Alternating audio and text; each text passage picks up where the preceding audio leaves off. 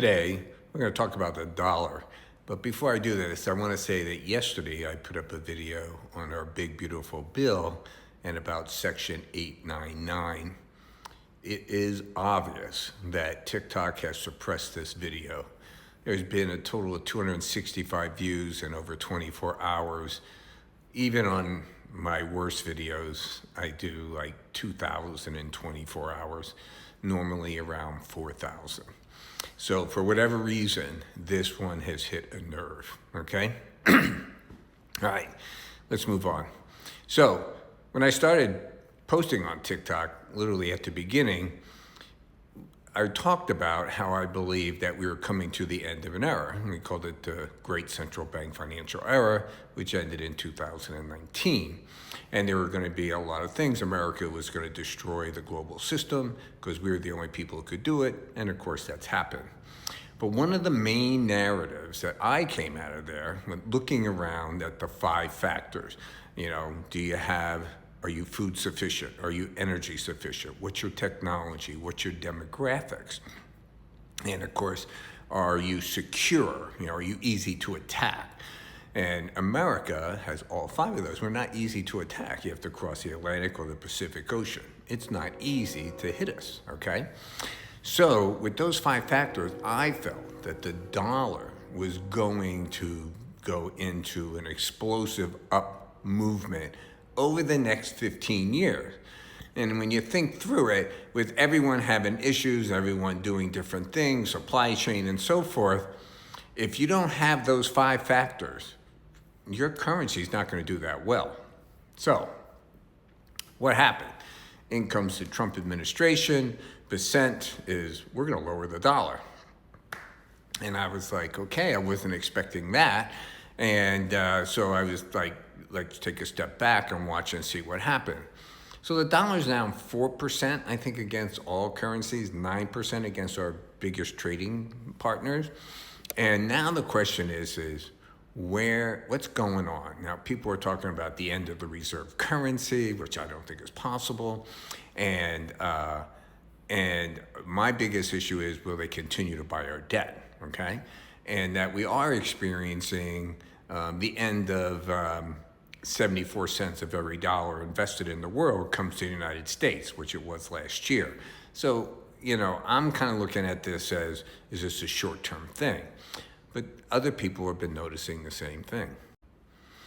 Here's this economist, this gentleman, he posts that, look, he said there are 3 main views of the dollar today, and everyone's arguing about them, and I would agree with that. So he says, first, there's a camp who thinks the dollar will fall only temporarily as it is short-term cyclical unwind of U.S. exceptionalism inflows. This goes to that 74 cents of every dollar, which I believe is actually happening. Last quarter, $44 billion of stock were sold by foreigners. It's not a hell of a lot, but it's a lot, okay? And they look at this as, just people moving their stuff around. Then second camp that thinks a bigger shift is underway. Before the 2008 crisis and immediately after, the dollar would fall whenever U.S. data was strong, in contrast to recent years when strong U.S. data pushed up the dollar. That correlation, dollar down on strong U.S. data, reflected a market view that the Fed was more dovish than any other central bank, keeping policy rates low even in the face of strong data. And the dollar weakness view is less benign. So this is worse than number 1 because it takes in the loss of Fed independence, which the market is extremely fearful of, all right? So when you have a reserve currency, you want it handled by professionals, not by politicians. And as we all know, even with today, the news is that Trump is going to put percent in charge of the Fed. So we'll see. But this is what people are talking about. And third, there's a camp that thinks that recent policy chaos in Washington will lead to a loss of the reserve currency status, which, as you know, I don't believe. And they say this does not happen as long as Tina is there. And Tina is, there is no alternative. And anyone who follows this channel, we have done multiple videos on where are people going to go if you're going to leave the dollar, okay? And here's the perfect example, right? This is official foreign exchange reserves. So these are the country's reserves. This is what they're holding in reserve, all right? Obviously, the dollar is dominant here. And again, you have to say something. When you say these are the reserve, this is where your money is. So if you decide I'm going to move it somewhere else, look at the markets and the size of them that you have the choice to move to. And we pointed out the other day, for the first time in history, the dollar is more than 50% of all financial transactions. These are trades and everything in SWIFT. Never happened before.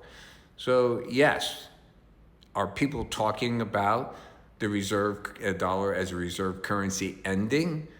It may happen, and we did a video on this about the Chinese, that in the next 15 years, during this transition from the global world to a broken down, whatever you want to call it, regionalized world, that there will be a time, I believe in the next 15 years, where China can step up and let their currency go free, and thereby maybe take on the dollar as the reserve currency. Again, I don't know. I'm just projecting out.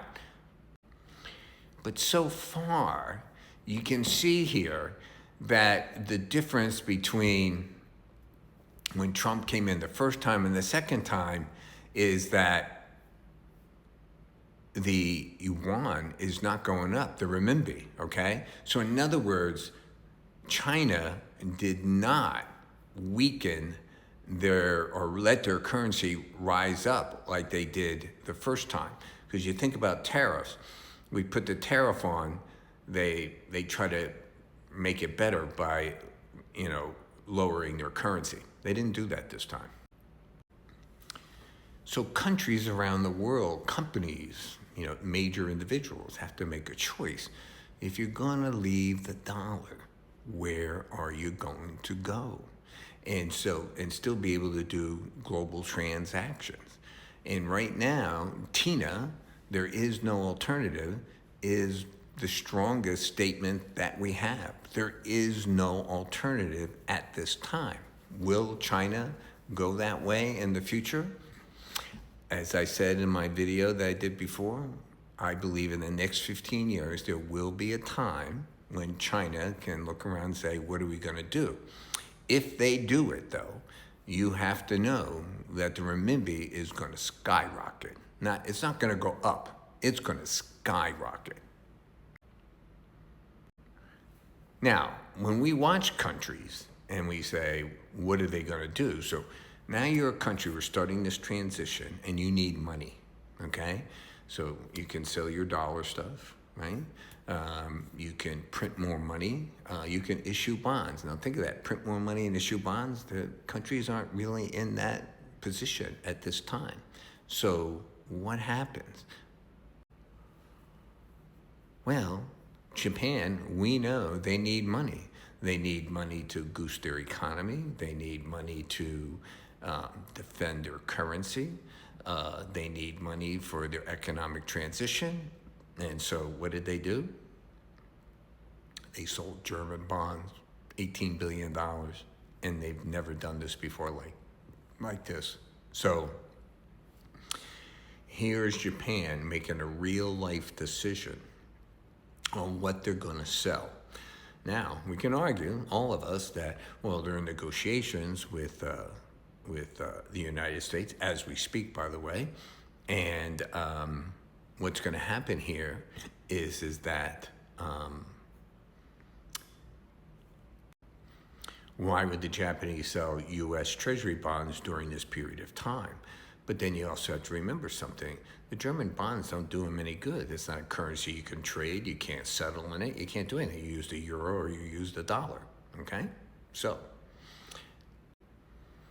what does this all mean to us? Well, the dollar is going to remain the reserve currency, and it's decided in two ways. Remember what I said, the dollar is already going to be the reserve currency. The question is, what is the yield on our bonds going to be if they don't buy them or if they do buy them? What do you think? What's more important? Tell me in the comments, and like and follow.